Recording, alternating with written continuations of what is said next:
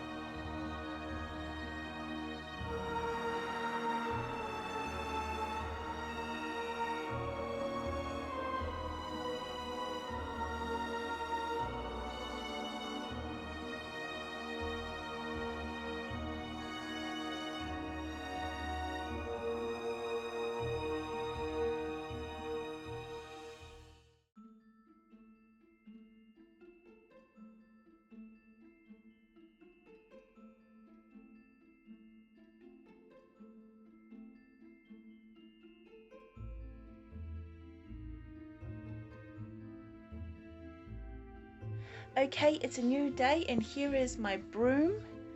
It has been held by my skeleton I got for my birthday. I've always wanted a posable skeleton. This is Gerard. So we're going to put all of these cool decoration-y bits on it, and I thought about buying something, and then I thought, no, I wanted this to be made completely out of found items. So I already had the hot glue, I already had the jute rope. These are all blown down in that horrible wind that we had. I went through all of my crafty stash, and I've got all sorts of little bits and bobs to use, and we're just gonna make something pretty.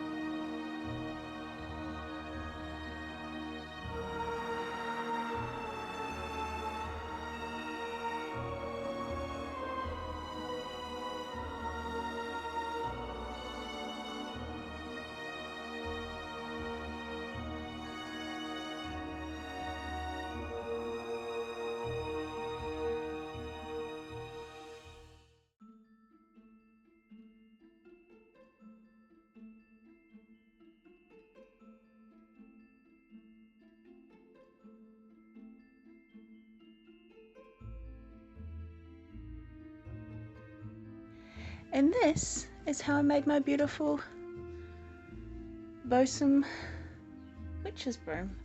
I actually had so much fun making this that I actually went outside and cut some flecks of some native grasses that there is growing outside, and I made another one.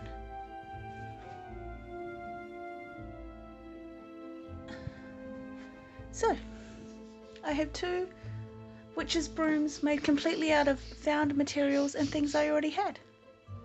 So thank you for watching this short little video. Coming up next will be the official Halloween special series, and I will see you in another video. Bye.